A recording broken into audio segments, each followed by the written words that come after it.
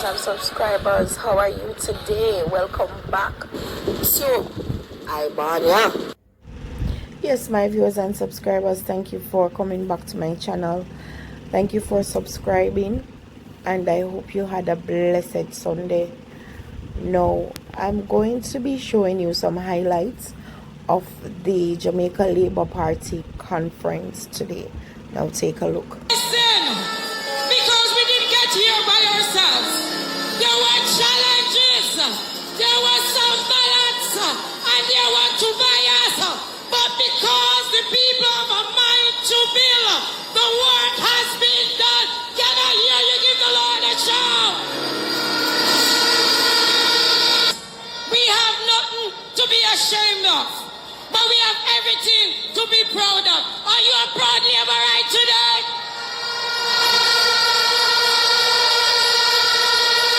Are you proud of your Prime Minister? All right. So today, we are all proud to be in the national arena. And today, we are going to celebrate 80 years of Jamaica Labour Party. Freedom! Freedom! Freedom! Freedom! I've been entangled in the yoke of bondage. We not go back there, sir. Me say me not go down there. Me not go down there. We not going backward. Forward we going. Forward. Say forward. Forward. Forward. Forward. Forward. With Andrew, Michael, Wallace, and the team of the Jamaica Labour Party. And let me welcome you to the 80th anniversary conference of the great and noble Jamaica Labour Party.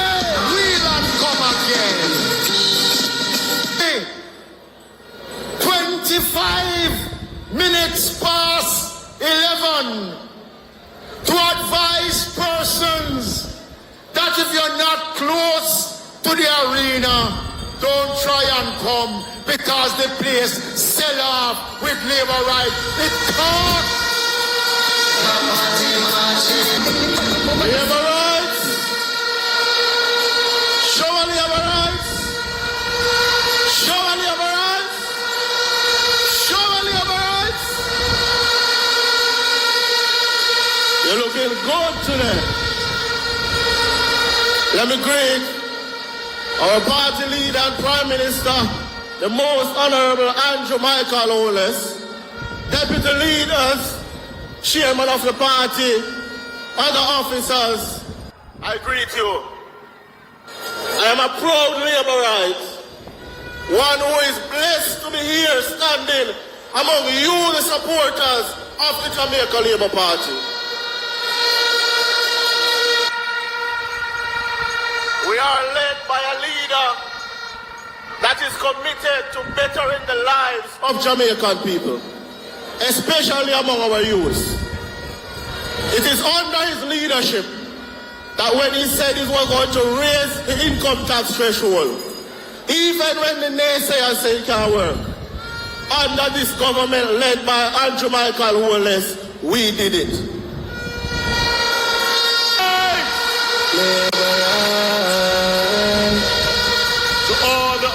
Members and representatives on the platform, to the members of Young Jamaica, and you, the hard-working, fully active workers and supporter of Sir Alexander Bustamante Party, and now our leader Andrew Michael Owles.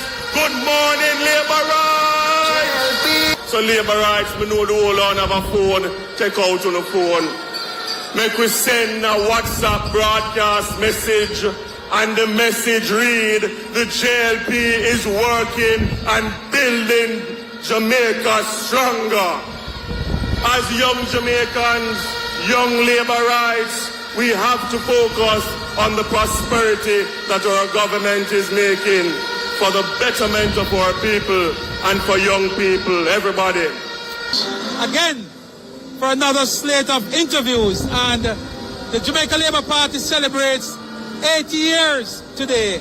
We are joined by Geneva Gordon-Bailey, the councillor for the Limehall Division in the coveted constituency of the late great Shahini Elizabeth Warren. Councillor Bailey, talk to us about some of the things that's happening in your neck of the woods and some of the things that is supposed to be coming, anticipating that you remain the councillor for the Limehall Division. Thank you. I just want you to know that speaking for Limehall Division, there will be a lot of things happening. Over 700 new homes will be built in this section from Draxall to Mormy Bay. And the Limehall Division falls in a very unique area where the Draxall area falls. So there's a lot of things going on. Northeast St. is a blessed constituency. It is a constituency that was represented by the late, and I call her great, Shahini Elizabeth Fakuri Robinson. I take pride in knowing that I am a councillor serving in St. Ann Northeast. So you ask for what is coming. One of the greatest things that is coming is a promise of a great, strong, brilliant mind, Mr. Matthew Samuda, who is now the standard bearer for the next Member of Parliament for Northeast St. Ann. I believe as a councillor serving in the St. Ann Municipal Corporation, I will go places, and it can only be greater serving for the Jamaica Labour Party in Northeast St. Ann. Thank you. We also have with us the man who have served the Rocky Point Division for almost over 30 years. Councillor Winston Maraj, you're also the Mayor of Maypen. Talk to us about a little bit of what's happening down there in Maypen. Okay, it's good to be here with you, and it's good to be at Conference 80. In Maypen, we have been doing a lot of things ever since this administration took over. And I mean, I'm proud to be a part of this Andrew Holness-led administration. Ever since we took over, we have been doing nothing but development within the town of Maypen. Right now, we have been repairing all the sidewalks. We have been putting wheelchair ramps for the disability people, yes, and all of that. We have been building water supply systems in the parish that were never there before. We have been putting in parks, recreation parks, all around the town of Maypen and within the town of Maypen that were never there before. We have been working on a number of road safety projects, whereby, you know, we used to have a lot of accidents along the Bustamante Highway. That highway named after our founder, right? Yes. So we have to make sure that our people, our road users are protected. So presently we have been putting a number of solar street lights along that stretch of road. We have been reflectorizing all the junctions and the intersections. But your division and your parish is the beneficiary of the latest highway. Talk to us about that. Of course. Now that highway is taking off the traffic from the road between Maypen and Horus. You know, we used to have a lot of accidents along that road. Yes. Now the traffic is split. So everybody, most people are now traveling along that highway into Mandeville. Beautiful. And it's like 15-20 minutes now to get into Mandeville, whereas you usually take an hour. Right. Yeah. And of course, you know, coming up in Clarendon, I'm very proud to know that this government will be building some more new health centers. We are expanding the Moko Health Center shortly. In the next financial year, we'll be expanding the Maypen Hospital, doubling the capacity. That's there now. Expanding the Maypen Hospital, doubling the capacity. That's there now. We'll be building a brand new health center in what they call Maypen East, as well as one in Maypen West. Good. So there you have it, folks. That was Councillor Winston Maraj and Councillor Geneva Gordon-Bailey telling us about some of the stuff happening in their neck of the woods. Now, if you are not sure of what it takes to be a laborite, glue your eyes to your screen. So, who is a laborite? Jamaicans are naturally industrious and ambitious. If you give Jamaicans a choice between handout and work, Jamaicans would choose work. This is the philosophical core of a laborite. It's based on the religious tenet that by the sweat of our brow we shall eat bread. The economic ethic is that by disciplined application of our enterprise, creativity and industry, we will earn our living. If you believe in working for your own, then you are a laborite. Why the color green? Well, the land is green. Green represents nature, growth, vitality, renewal. Green represents harmony, balance, stability, calmness, and peace. Green represents health and healing and rejuvenation. Green represents fertility and life, abundance and youthfulness. Green is the color of prosperity, hope, optimism, and sustainability. And more than anything, when you think about green, you have to think of Jamaica.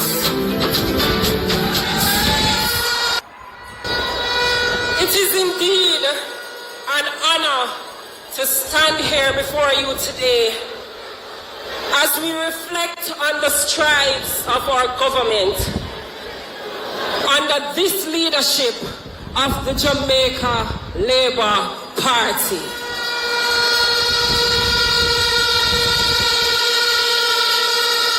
Our journey has been marked by significant challenges, especially in recent years.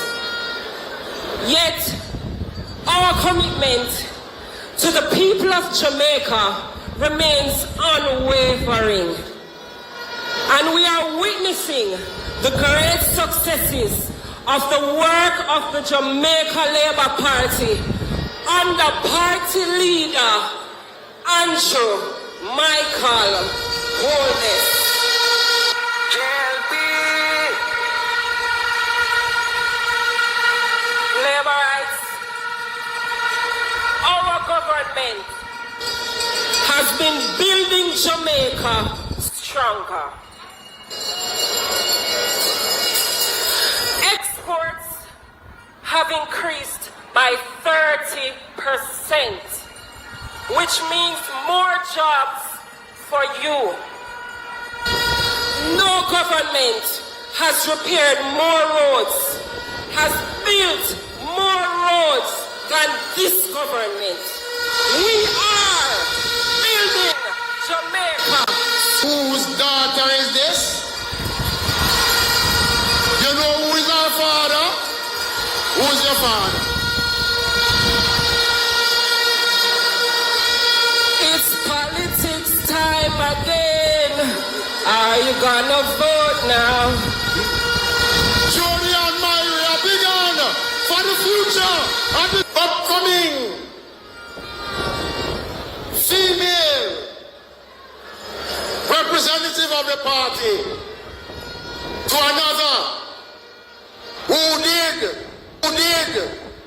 the country a great service in the last election when she retired. The man from Central Manchester. Let's welcome Rhoda Crawford. Right now, we not no worries. Gotta deal with everything. Right now, so we not no problem. Now we're gonna live. Now we're gonna die.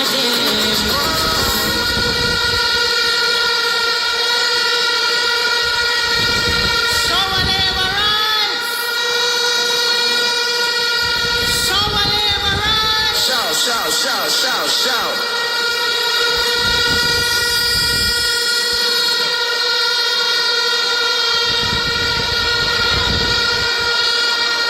I bring you greetings from the giant slain Manchester Central. Labor rights. I stand here as a living testimony that the Jamaica Labour Party, our party, has a place for every young Jamaican girl who has an ambition to better herself, to better her community, and to better her country. My mother was a Jamaica Labour Party worker. My early days were spent with her in Greyground. We lived in a one-bedroom made from board, zinc, wattle, and dog. We used an outside kitchen and a pit latrine. There were many nights we went to bed hungry, and there were many days I went to school without lunch money. There were many Saturdays that I traveled with her to Santa Cruz to sell her goods in the market. Labor rights. As we moved across the constituency and lived in different communities, I observed that there was hopelessness everywhere. But on September 3rd, 2020, the people of Manchester Central decided that too much had gone wrong. They decided it was time to get things right. When we talk to the country, we talk on the facts.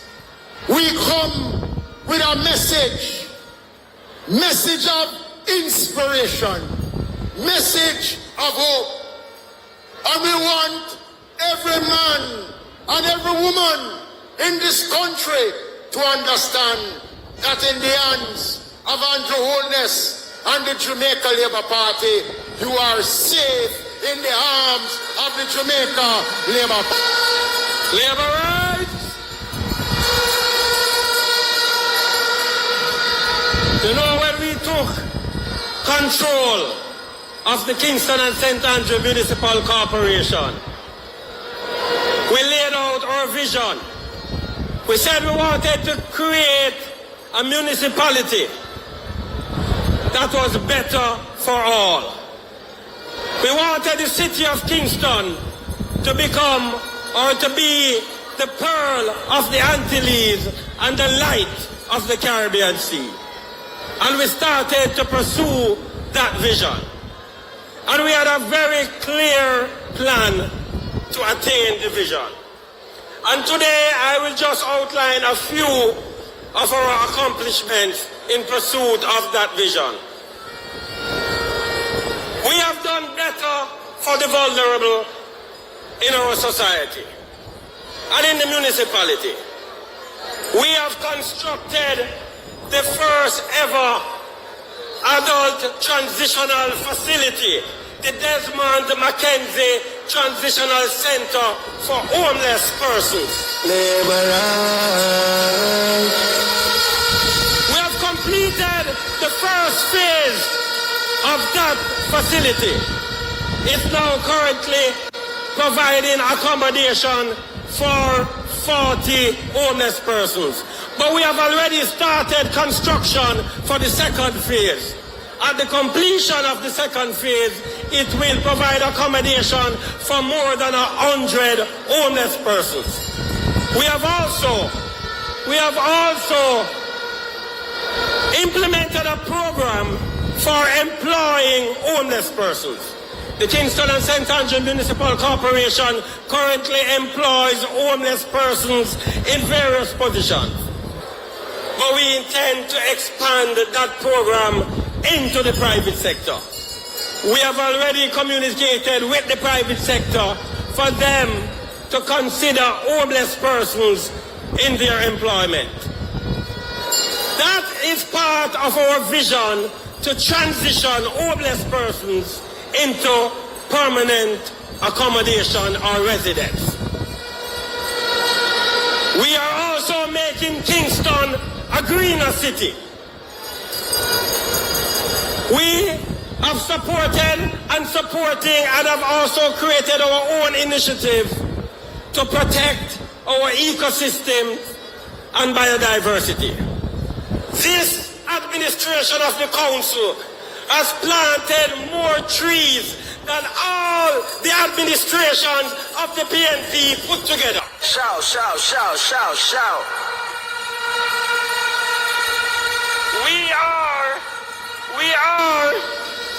We are currently renovating several parks across the municipality, including the Marvelly Park, which was a dust bowl.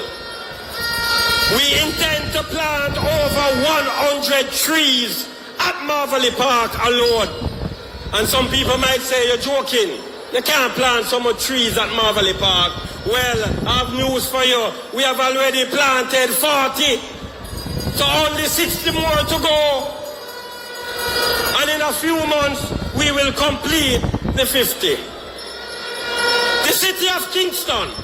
The city of Kingston is the first city in the Caribbean and one of only 10 across the globe to be pursuing an urban infrastructure insurance. What is that? Well, that will allow the city of Kingston, in the event of any natural disaster, whether hurricane, earthquake, or whatever, it will allow us to be able to respond quickly without the help, the immediate help of central government. So that is a major pursuit of the city of Kingston. We have also built in history and culture line them because we have to close. But I couldn't close without talking about crop circle. When Obama came, they hit the vendors at crop circle. When President Obama came. Fine, let's say you didn't have time. So when President Obama left, then you should have done something to crop circle. They did absolutely nothing. We came years after, and we started to renovate crop circle. And an unfortunate incident happened. And instead, we pulled together and find a solution. They started assigning blame. But you know what? While they were assigning blame, we were finding solutions. So let them sit and look who to blame, what to blame, when to blame, and where to blame. Good afternoon to those joining on television and social media. We are fortunate to be led by Prime Minister Andrew Michael Holness, someone who was born in a board house in St. Catherine, and through hard work and determination and belief in God and faith, he rose to be Prime Minister of Jamaica, who God bless, no man shall curse. Shout. Out of university was to join the voluntary organization for the upliftment of children, an organization focused on social justice. You can be proud of your Jamaica Labour Party. We believe in the principles of economic freedom built on a foundation of economic and social justice. And we have the achievements of economic and social advancement for you to be proud of, and you can be confident about our plans and visions for the future. Jamaica is the only country in the Western Hemisphere, with the exception of Guyana, that can say, as at the end of 2022, our quarterly economic output was greater in December 2022 than the same quarter prior to COVID. The only country that can say that unemployment was also lower in 2022 than prior to COVID. And the third thing, that our debt was lower in 2022 than prior to COVID. Jamaica has distinguished itself, and we are known for music and culture and sport. Jamaica is becoming known for how we manage our economy. JLP.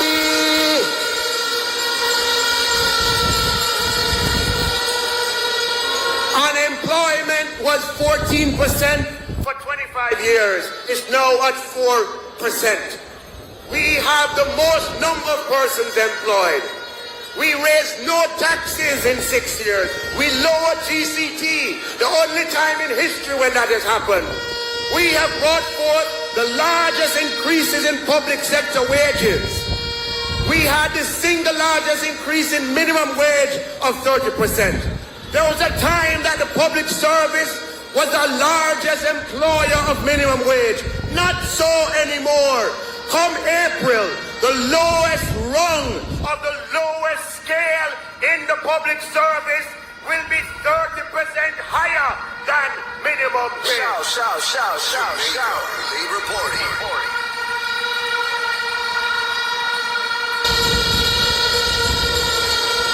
And we are addressing contract employment in the public service, a problem that's been around for decades.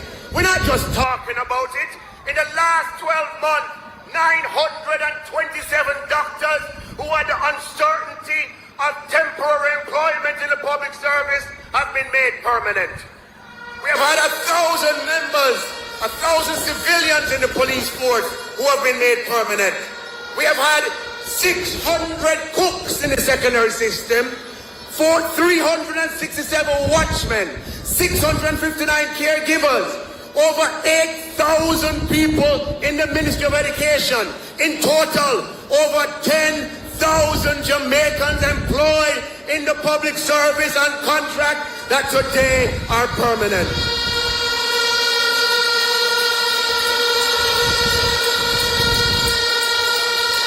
And the next stop is for the sanitation workers and in the municipalities. We're working with Minister Mackenzie to bring some order to that. And we are putting in organizational structure, and before the end of the year, we're going to have some kind of fix. We are strengthening social security in Jamaica. We have our tourism workers pension fund with 9,000 people. We have a social pension introduced by Jamaica Labour Party with 12,000 people in it. We've introduced paternity leave in the public service, and working with Minister Charles, we will introduce to Jamaica unemployment insurance. You lose your job, you don't fall down on your face, you can get back up because the government is supporting you on a temporary basis with income. That is a government that cares.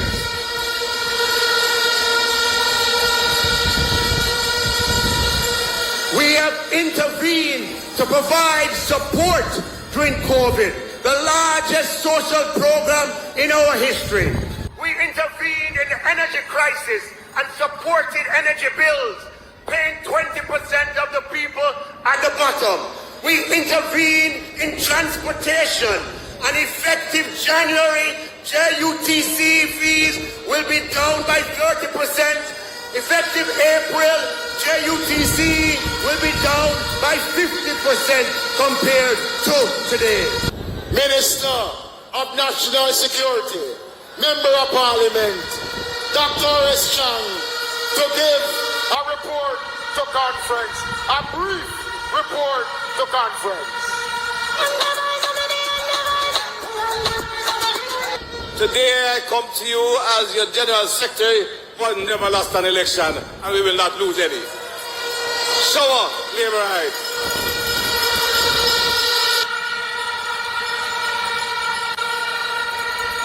Today we celebrate 8 years of the Labour Party serving the people of Jamaica and the people of Jamaica and our party and our community as well. I give you a short report.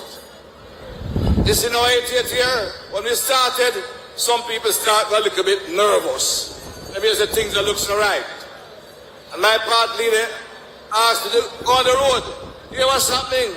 And I started in the hills of Clarendon, where the MPs are, Mr. Morgan, Sibley and Henriquez. I said, let us meet our people in the heartland of the Labour Party, the heartland of Jamaica.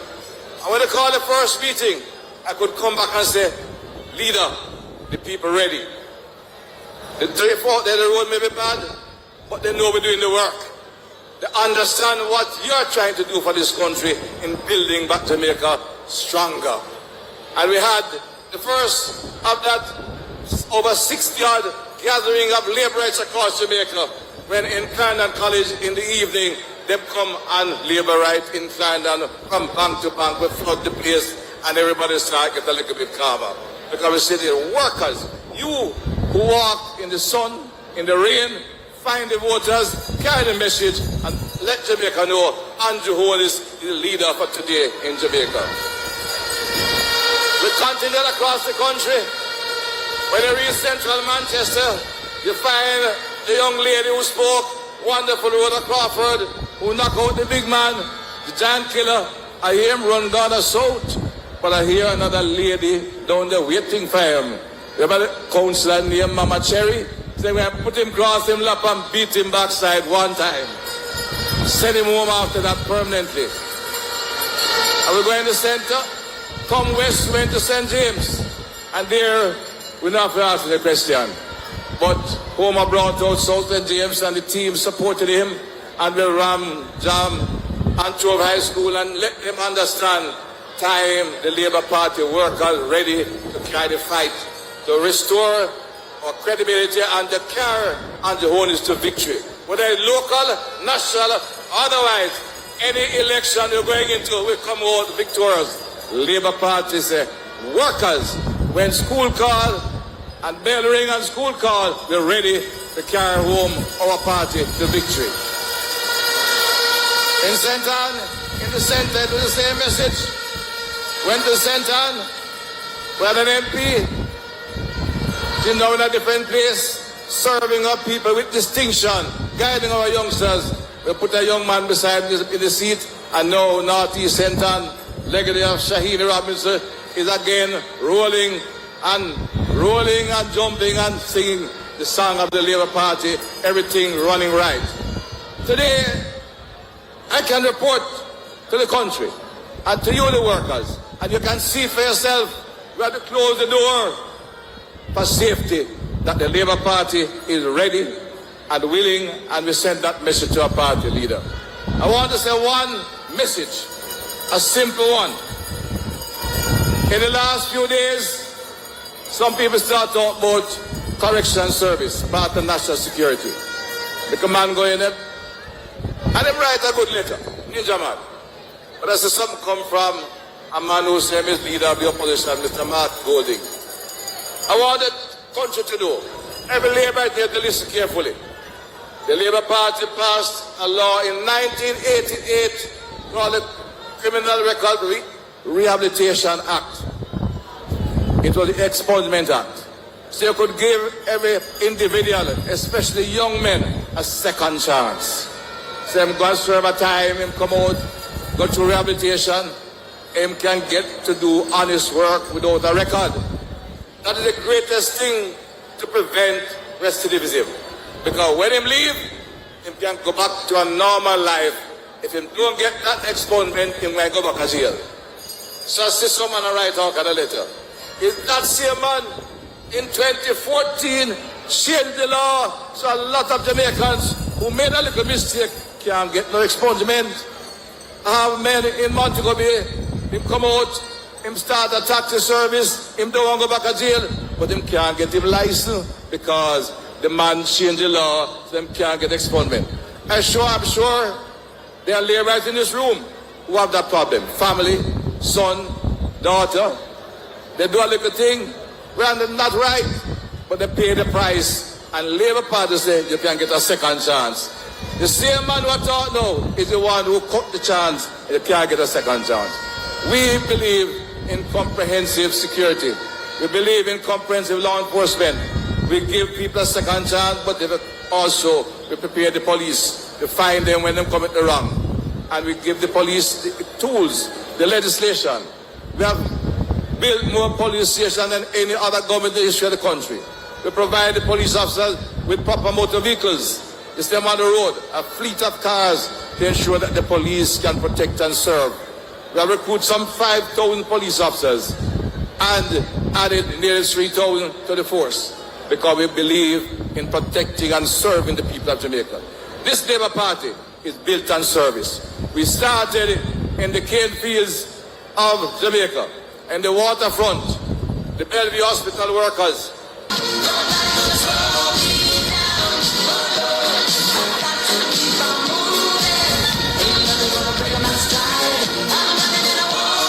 Prime Minister of Jamaica, leader of the Jamaica Labour Party, Andrew Honest.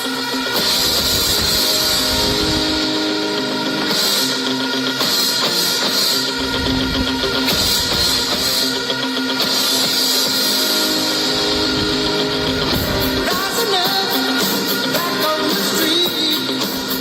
Did my time, took my chances. Went the distance, now I'm back on my feet. Just a man and his will to Who can survive. drift with me? Hold on, selector. Who can drift?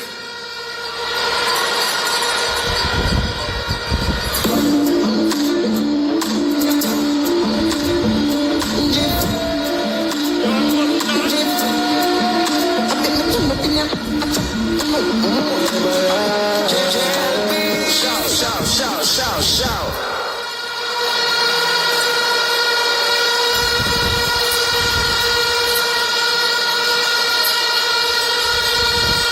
Where them buck up in? Eh?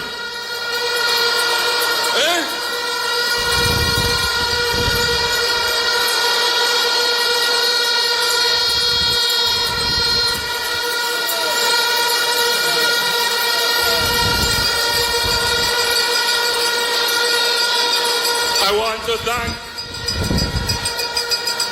our long-standing chairman of conference, Minister Desmond Mackenzie. Ever since I'm coming to conference, Desmond has been the master of the proceedings and he has done an excellent job.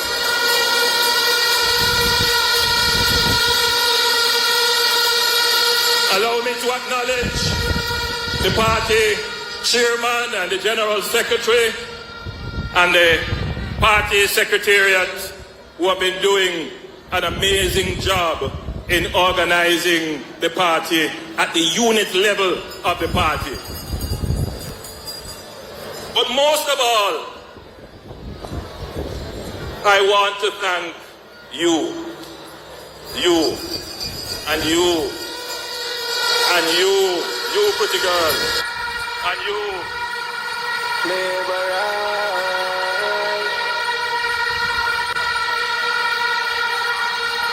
you have traveled far and wide to come and fill the arena as a show of force that the Jamaica Labour Party is ready, that the Jamaica Labour Party is strong, that the Jamaica Labour Party is rearing to go.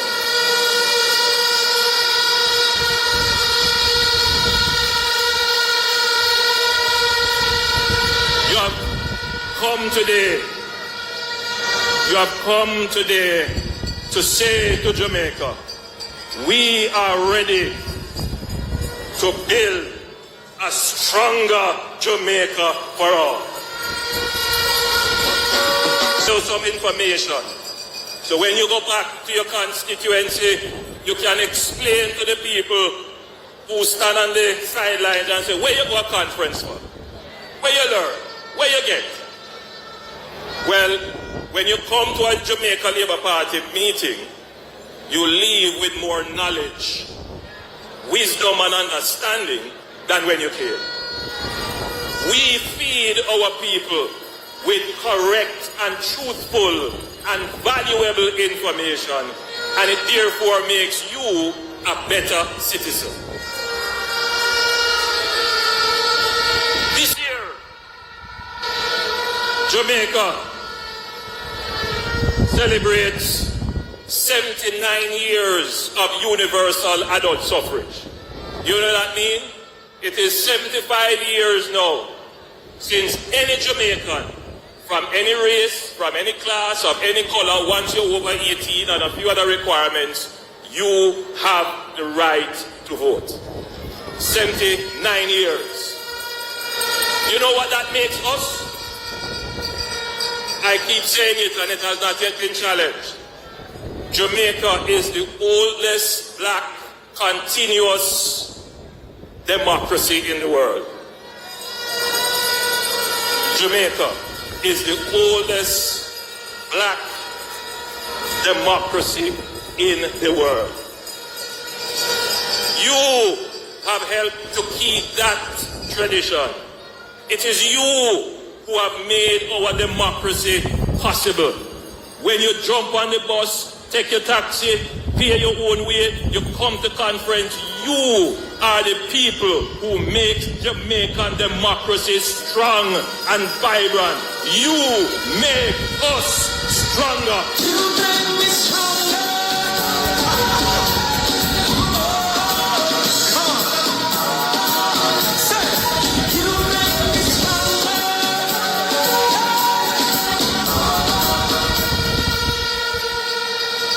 When I come to talk to conference, I am talking to the people before me. Each and every one of you, I'm having a personal conversation with you. But I'm also talking to the people who are listening all over Jamaica. I'm especially talking to those who may be frustrated with politics, who may feel that this is an exercise in futility. I'm especially crafting my message to reach out to them because they are an important part of our democracy and we cannot leave them out because the Jamaica Labour Party, as you have seen, is the inclusive party. We want to bring everybody under our tent for one solid, robust and resilient, fair and equitable and just society. That is what we want to do. So we reach out to everybody. And as you would have seen on the platform, the Jamaica Labour Party offers a home to everyone.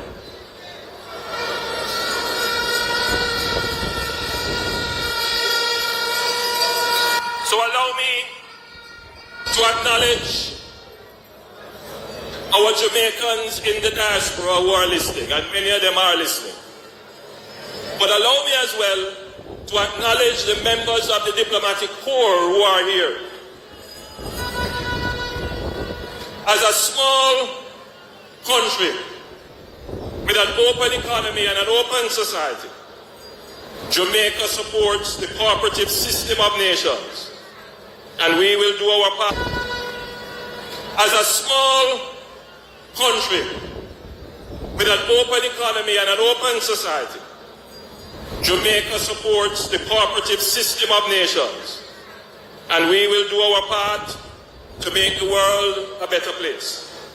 Whether it is support for disaster recovery of our neighbors, as we did in Dominica and the Bahamas, or in supporting peace building in Haiti, Jamaica is doing its part. Jamaica is consistent in its support for the universal respect and adherence to the principles of international law and respect for territorial integrity and the sovereignty of all nations. We condemn all forms of terrorism and we support the right of nations to defend themselves and pursue their security while preserving the rights of innocent civilians to live in peace and dignity. We are deeply concerned at the rising human cost in the Palestinian-Israeli conflict, and we welcome the current pause in hostilities. We urge all parties to seek a permanent solution, and we remain convinced that this can only be achieved by a negotiated two-state solution enabling the Palestinians and Israelis to live securely in peace and dignity.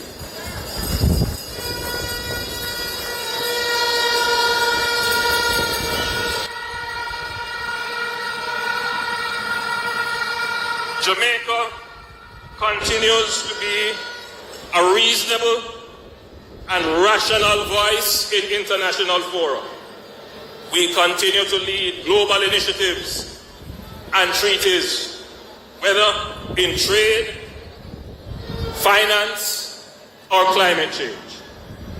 Whatever treaty obligations we negotiate or sign on to, it must be consistent with our laws and constitution, and we must engage with local stakeholders within our democratic framework.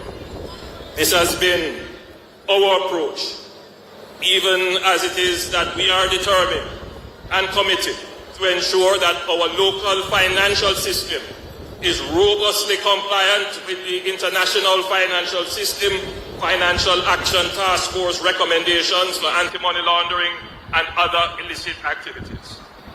We want our financial system to meet the highest international standard, as we believe this will make Jamaica a stronger and safer destination for investment.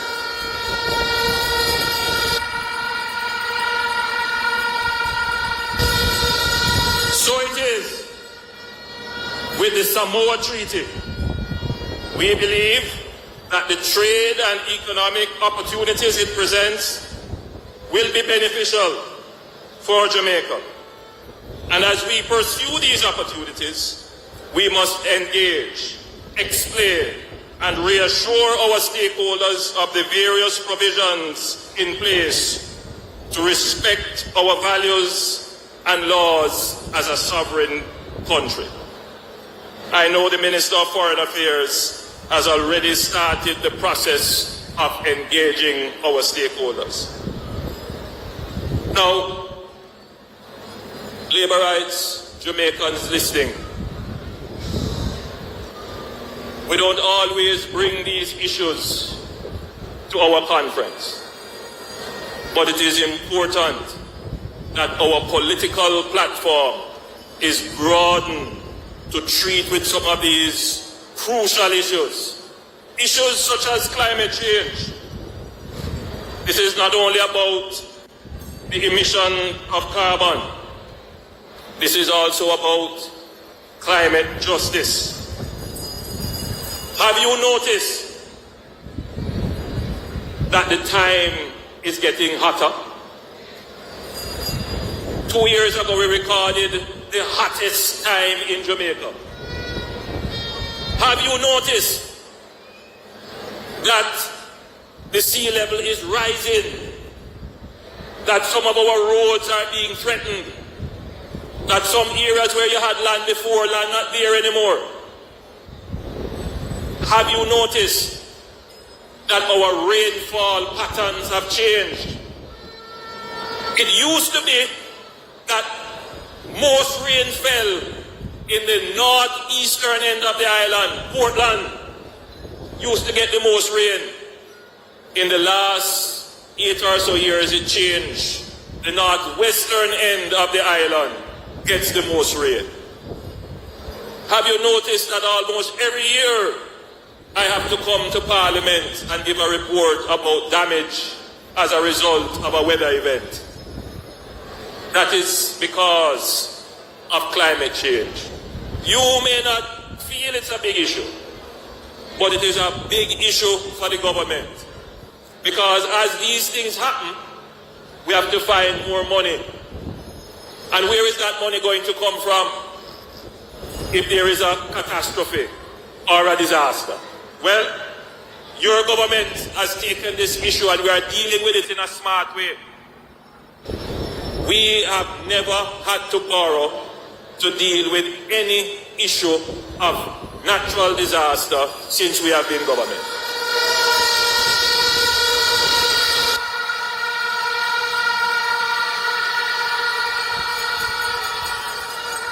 We are the first country in the region to take out a catastrophe bond. It's almost like an insurance policy, that if a real serious disaster happens, we can pull on that money. I want to say a collective thank God that we have been spared the worst in any of the disasters that have affected.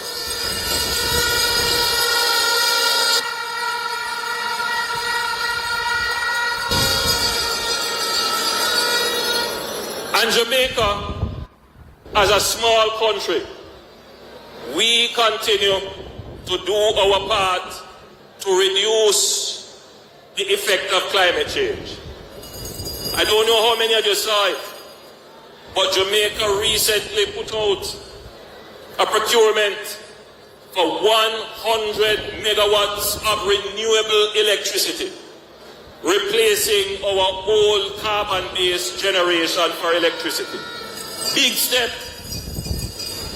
Our goal is to move our electricity generation to having 50% of the electricity we consume from renewable energy. Now that will help with the whole climate change, but it will be better for you. I know one of the things that affect you the most is your electricity bill. I know that that is a significant cost for your household. If we can reduce or make stable your electricity bill, your quality of life will improve. One of the ways to do that is to be less dependent on oil. If you have a war in the Middle East, what happens? The price of oil go up, and who have to pay for it? You. But if you're generating electricity from your own solar and your own wind and your own hydro, then we can mitigate those costs of energy. I want to tell you as well that we are thinking way ahead. The government that you elect is thinking way ahead. How many of you know that the University of the West Indies has a small nuclear reactor? You know that little Jamaica has that for research purposes? Yes. The technology has moved so far ahead in terms of cost and safety that we must also now explore the use of what they call small modular nuclear reactors for the production of clean energy that will give you what they call firm capacity on your electricity grid. If we manage to do those two things, we will transform the energy sector in Jamaica and ensure that every Jamaican don't have to worry about their electricity bill. We can end energy poverty in Jamaica. No more bridge light, no more teeth light, no more hide and borrow light from your friend. You should have electricity affordable so that you can enjoy the best quality of life. And your government that you elect, that you support, is thinking way ahead of the rest as to how we can get to that destination. My friends, the Jamaica Labour Party is celebrating its 80th anniversary. 80 years of stewarding the public's affairs. ensuring our democracy and freedom, and advancing the struggle of a society and the prosperity in our economy. Our founder, the Right Excellent Sir Alexander Bustamante, national hero, laid an enduring ethos which continued to advance Jamaica today. At the launch of the party, in a meeting like this at the Ward Theatre, he said, summed up, the whole objective of the party boils down to a few things. A few positive points not based upon extreme political philosophies incapable of attainment. That has always been the foundation of the Jamaica Labour Party. We don't believe in extreme philosophies incapable of attainment. But practical points which involve in the main a better Jamaica, stronger and healthier population, more intelligence, a balanced relationship between employers and employees, government and people, moderate and timely evolutionary progress in the march with other countries, and protection of the weak and defenseless against abuse. That is what our founder of the party said, and that is what we continue to do in all our policies, every one of them. Today, our policy agenda is much wider. As I mentioned, part of our policy agenda now is climate change. Part of our agenda is ensuring gender equality and women's rights. I want you to understand that the Jamaica Labour Party is responsible for more women entering representational politics than any other political organization.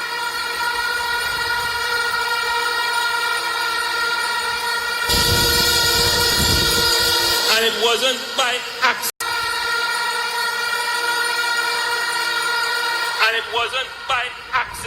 It was by a deliberate policy that I instituted.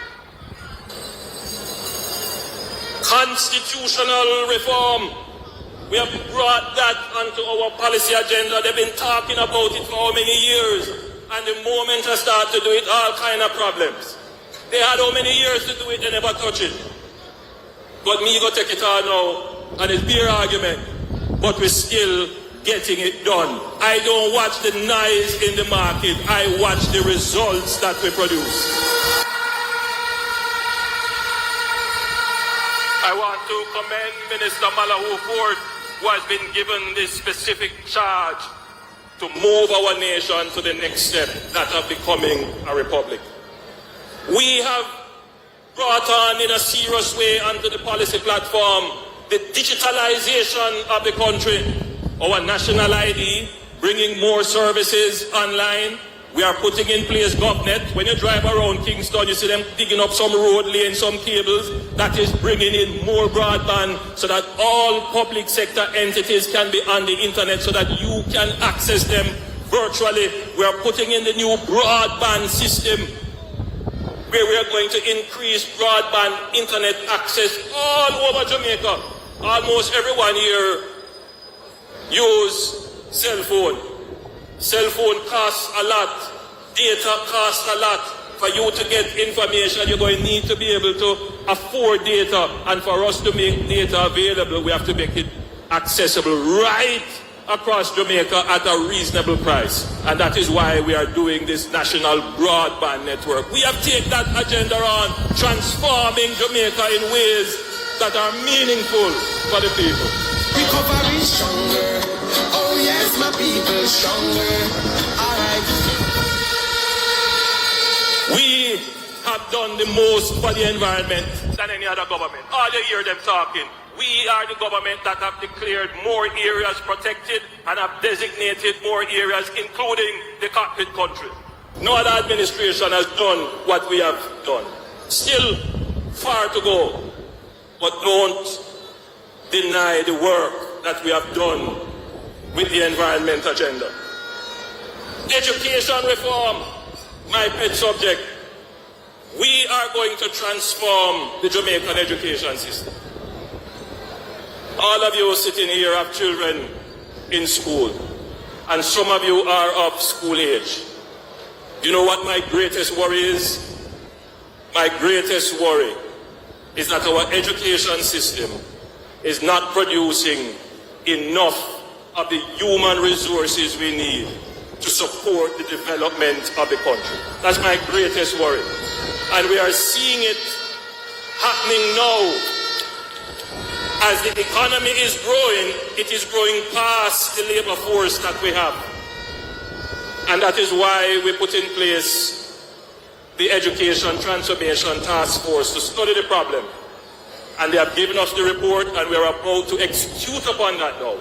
Just last week, Minister Favour Williams and Minister Clark signed with the World Bank to build the first STEM school. You know what STEM means? Science, technology, engineering, and mathematics. We need more scientists. We need more people who understand technology, whether it is artificial intelligence or natural intelligence. We need more engineers, and we need more people who have a mathematics foundation. Every time I say that, you have some people say, remember the arts. We have a natural competitive advantage in the creative arts and the creative industry. We haven't utilized it enough. We haven't formalized it. And so it's not just a STEM school we're going to be building. We're going to be building what we call a STEAM institution. So it is science, technology, engineering, arts, and mathematics.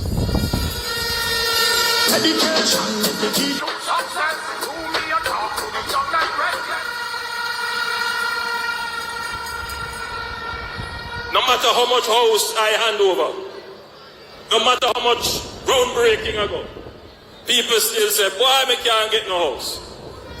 And it is true. It is so true. In the existence of the NHD, over 45 years now, they have built about, I don't think they built 120,000 houses. The deficit that we estimate from the last census, 11 or so years ago, is that we need about 150,000 housing units. You know what that is for? The people who are going to capture land and squat, we need to find a house for them to buy, affordable. The people who graduate from university and them get a good job, and like how the pay gone up now, all of them are look for buy a little house, a little apartment. Them want for them house. All the professional and middle class, they are looking for a house as well. The market is generally serving those, but they still need more. We haven't started to build enough houses. But because we have it on our policy agenda, we have committed to build 70,000 new houses. And that is already underway in various stages.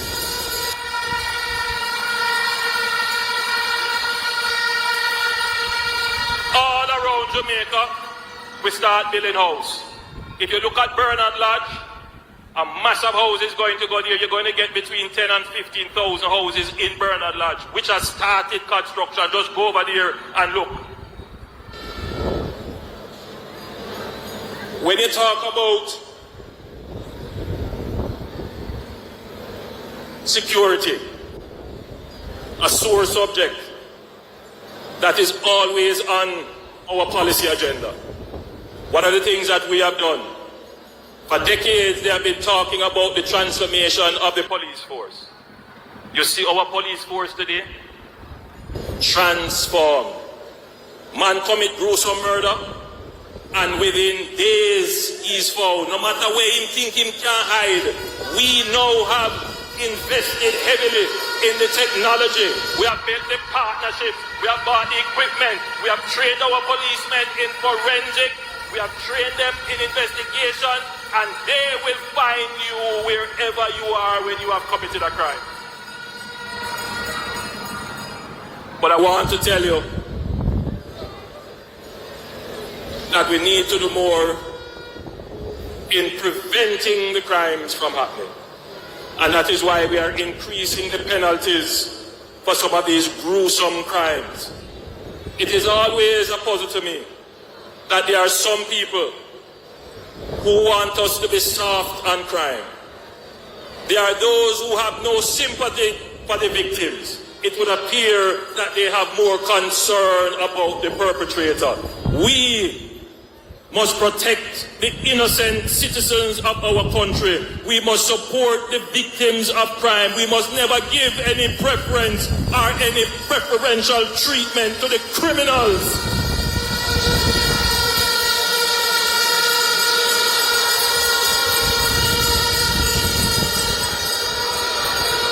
And that is why we are going through all the various laws to increase the penalties, to act as a deterrent.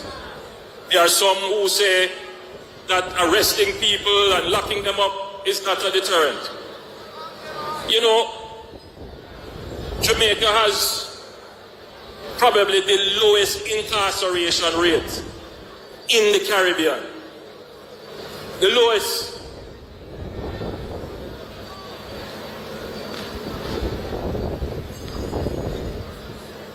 We talk about energy already. Now I want to talk about roads. Roads. I know many of you come here to hear what the Jamaica Labour Party is going to do about the state of our local, secondary and community roads.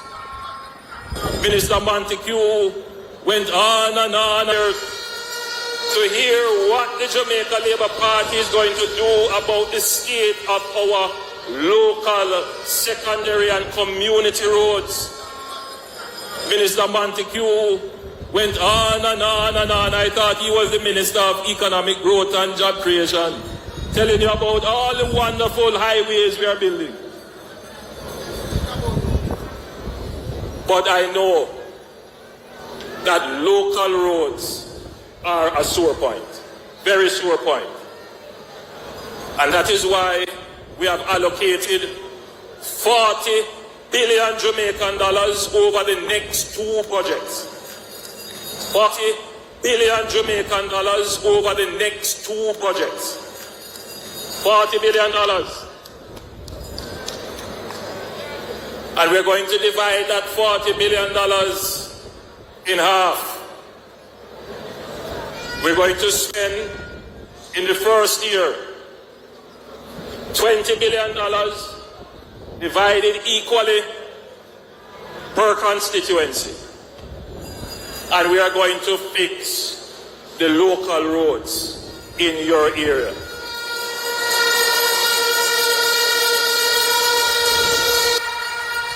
But you know, it can't be done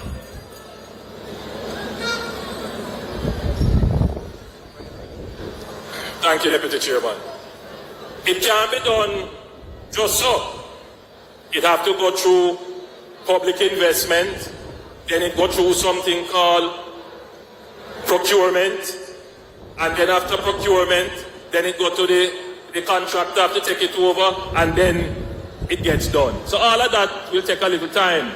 We are trying to cut that down to as short a time as possible. But there is another step that needs to be done. That $40 billion can't fix all the roads that have never been fixed in Jamaica. Some roads from them late 40, 50 years now, it never fixed. So there has to be engagement of the communities. So every member of parliament will be tasked to use the model that has been developed with the CDF to have consultations with every community in their constituency so that the residents can make their case for the roads that need to be fixed.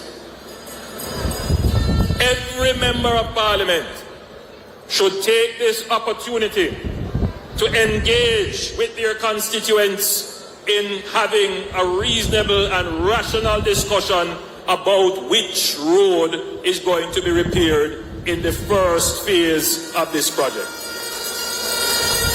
When you talk about bringing democracy to the people, this is how you bring democracy to the people. You must have a say in which road gets repaired. Now, not every road going to be repaired.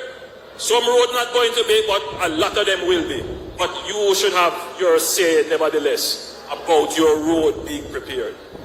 So, come the second week of January, all members of parliament will have to develop their consultation plan and submit it to the office of the Prime Minister.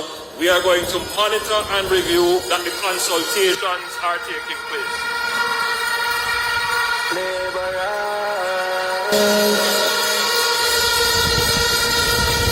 The MPs, along with their councillors, must consult with the people. And they have to do it within 2 months, because we need to have those roads into us before the end of the financial year so that we can put them in the process to start repair.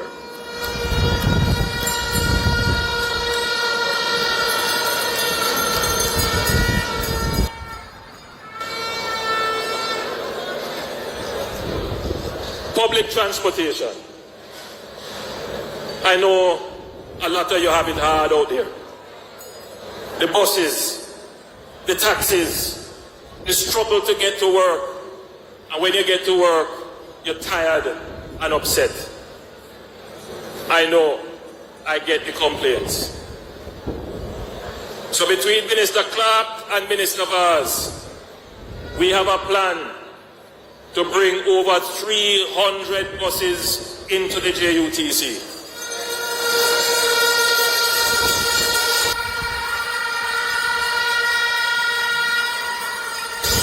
A procurement is already out for 100 of those buses, and we are working for the next 100 to come.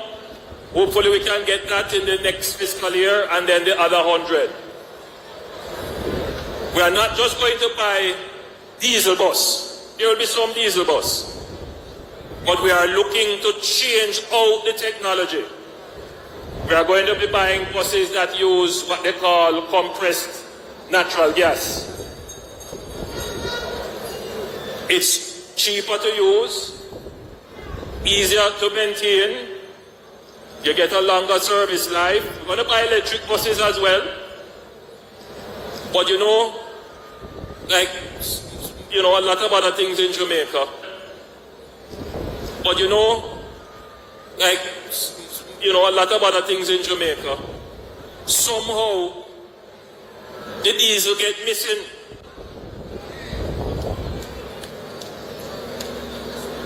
It's just mysterious. So the bus will drive 1 mile and then it have a refill. The diesel missing.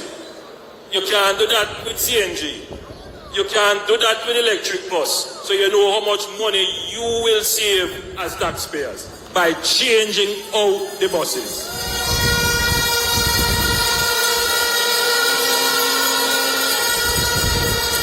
Now I want you to know that it's not only about changing out the buses. That's one part of the strategy. But you're supposed to be able to set your clock on the arrival of the bus. We want an efficient bus system that will get you to work on time in a clean and comfortable way. And so we are buying enough buses to do that, but we are also going to change up the administrative structure of the JUTC to ensure that we have a proper urban transportation system that all Jamaicans can be proud of. JLP!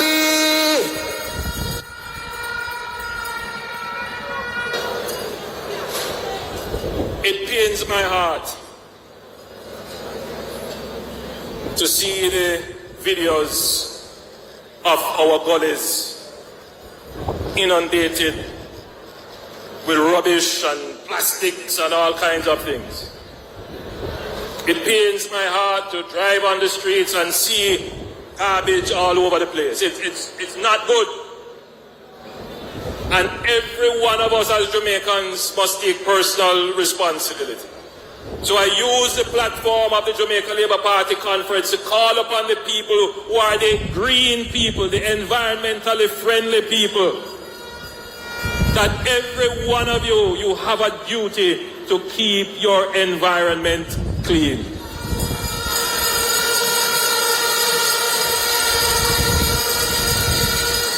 I call upon all Jamaicans to have that sense of pride about your front yard, your gate, your street, your community. But government has a duty and a responsibility. For many years we have underinvested in the collection of waste. And what we have followed is a model where government collects the waste.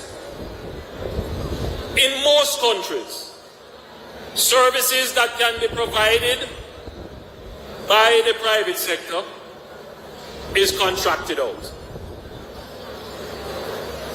One of those services is the collection of waste. And so what we intend to do, we have been studying the problem now for the last 5 years. We have copious number of studies. We are now going to privatize the collection of waste in Jamaica. This is going to create a new incentive for the collection of garbage. It is going to bring new investments into garbage compactors, and it is going to bring new management to the process of garbage collection. The role of the NSWMA will then move from that of a service provider to being that of a regulator. So what they will do is to ensure service quality is delivered from the private garbage collector. It is the same model that we have used with the Port of Kingston. We had the Port of Kingston for many years. We never had the money to expand it. We divested it to private operators. They put up the money, and now the Port of Kingston is expanding rapidly. The same thing will happen with our garbage collection. This is a forward move, and this will ensure that our communities are kept clean. There are more things to be said on garbage collection, including the plan to close the Riverton City dump. That is well underway, but I'll give you more information on that. I want to talk very quickly about the economy. All of you have heard already. Everybody who has come up to speak would have told us about how well we have done in our economy. You know, you might say, well, it sounds good, but I don't see it yet in my household economy. And there are many Jamaicans who, we must admit, feel this way. When we talk about the debt to GDP go down, we talk about stable inflation, stable exchange rate, stable interest rates. It sounds good. But for many Jamaicans, they're wondering, how am I not seeing it yet in my pocket? Well, the truth of the matter is, when inflation goes down, everybody benefits from it. You go to the supermarket and you can have a little bit more confidence in the prices. We have increased the base wage level by increasing the minimum wage by over 100%. And through the public sector compensation review, we have increased public sector wages by a minimum base of 20%. Significant increases have happened. It is the economy that is going to create the engine of prosperity. And until we fix the economy, we can't really deal with all the other challenges that we face. And that is why in our first term and the greater part of this term, we have spent a lot of time on fixing the economy, placing the economy on a sustainable path. Within the next 2 to 3 years, every Jamaican is going to feel the benefit of that in some way. You're feeling it now. We have the ability to subsidize transportation, to reduce the cost. We are increasing benefits in student loan. We are doing all kinds of benefits. We are giving back to people so that you can feel the benefit. Look at the social housing program. All of that is coming from the economy.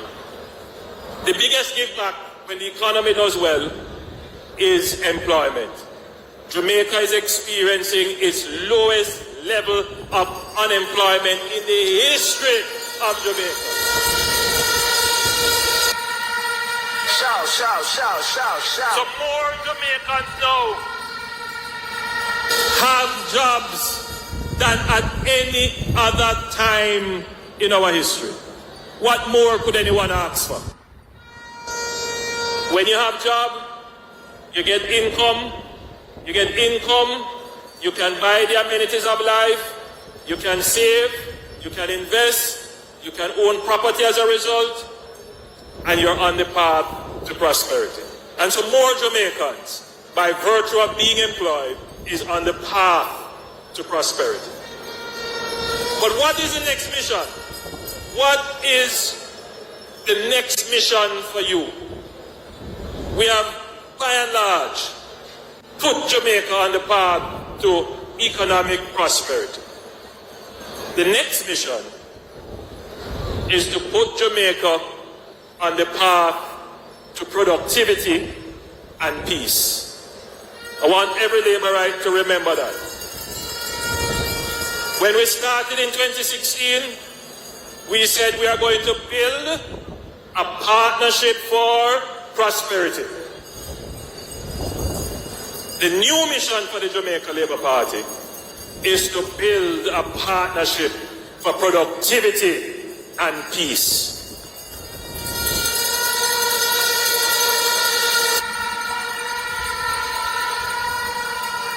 As a Labourite, that is what your mission is. Our mission now is to see Jamaica a productive country and a peaceful country. And I want to talk very quickly about the productivity issue.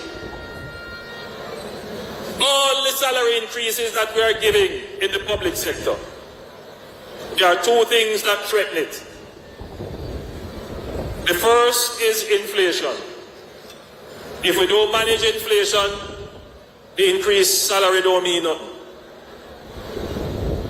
The second thing is productivity. If we don't increase our productivity, grow our GDP so we can grow our revenue, so we can continue to pay, then the salaries will not be sustainable. So every Jamaican now must be thinking about how can I become more productive. Government needs to help in that. We need to train our people better. We need to train them in skills that are aligned to industry. And that is why we are pushing hard to do what they are doing. We have made access to HEART free. If you want to go to HEART to get a skill, it is free of cost to you. And I encourage every single Jamaican who is not employed, who doesn't have a skill, who wants to work, to go out and get trained.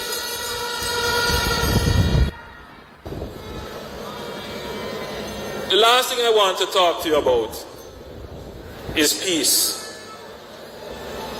Jamaica is not a country at war. But our homicide rate, our death due to violence, equates countries that are at war. What it means is that Jamaica is in conflict.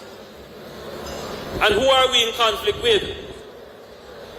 We are in conflict with ourselves. We are in conflict with our neighbor, our family, our intimate partner, our employers and workers. We are in conflict with our teachers and students. And we are in conflict, citizen and state. Everybody must start to think about this.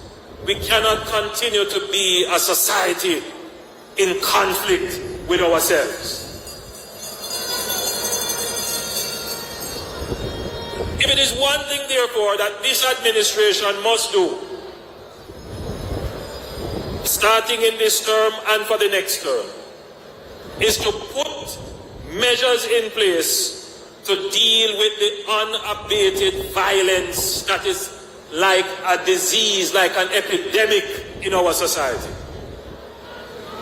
So we have commissioned a study on it, which we should get by the end of this year.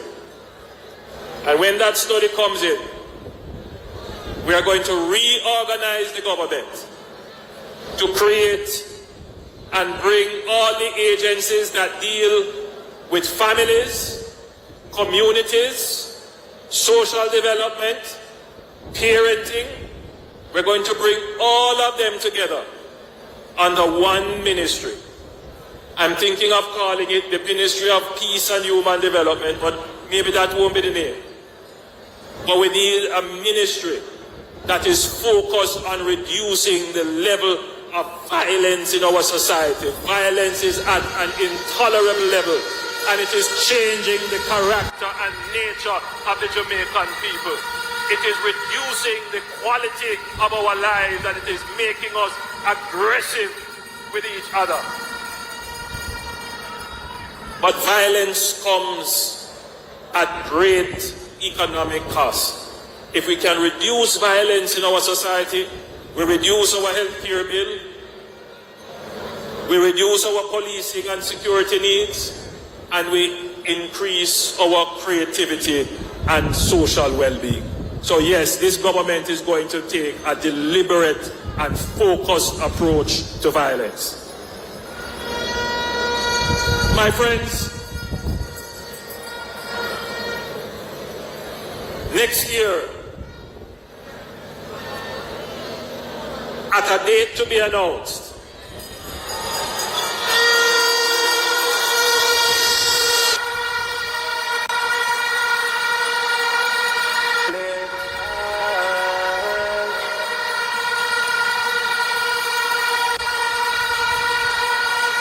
at a time of my choosing,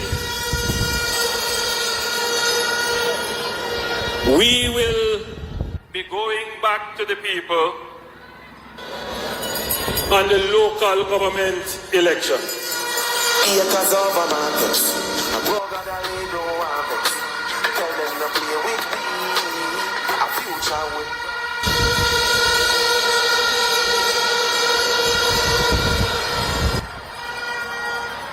We have no fear in facing the people of Jamaica.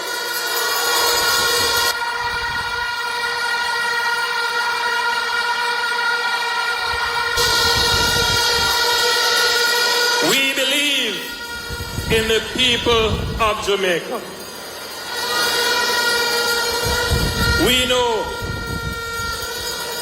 that there is a generation of Jamaicans who were not born in the 1970s. And they have no clue as to how the other party destroyed Jamaica. They have no clue.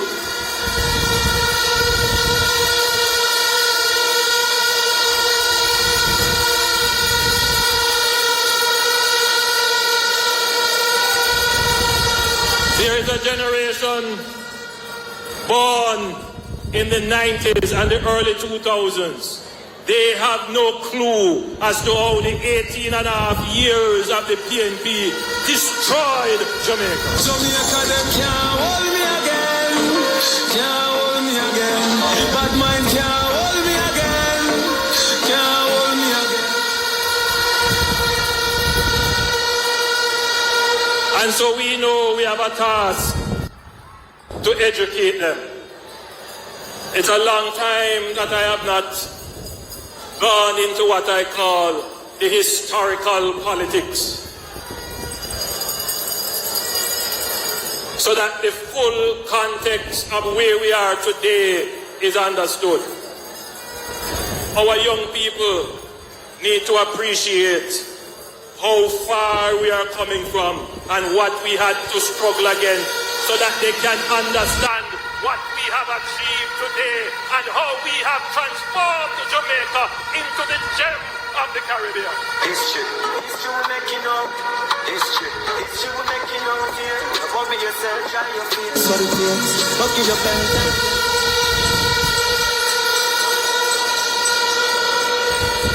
10 years ago, if you were to define Jamaica, you would say Jamaica is a country with high debt, high inflation, high unemployment, unstable exchange rate, low reserves, poorly rated on the international market, a country on the brink of bankruptcy. If you ask the international community today, they tell you Jamaica, we are upgrading their ratings and we are giving them a positive outlook. Jamaica is getting the best ratings it has ever gotten in its history.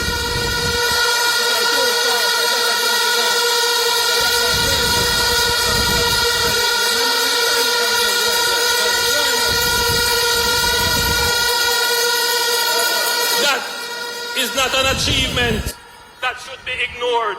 And when you go to the polls, the voters should not ignore that, because that is the basis on which you are going to achieve everything else. And today, I have laid out for you our policy platform, the issues we are going to deal with. We haven't touched all of them, but I've touched most of them. And I've also laid out to you, in addition to continuing our economic development, that we are now going to go on two other streams of development: productivity and peace. I want to build a partnership with you. It's the partnership for productivity, the partnership for peace, and the partnership for prosperity. God bless you. I love you all. You make me stronger. Love you.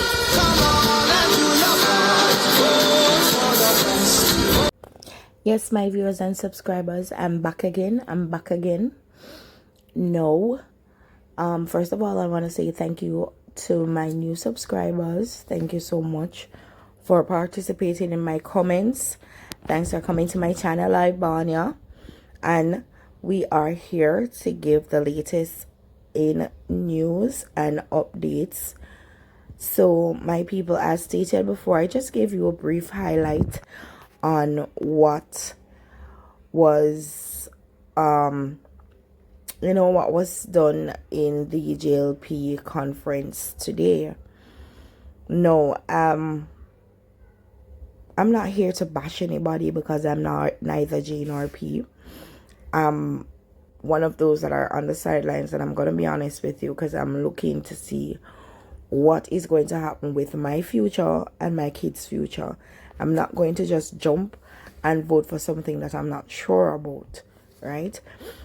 Then again, I will be voting this upcoming election, because we definitely need a change, right?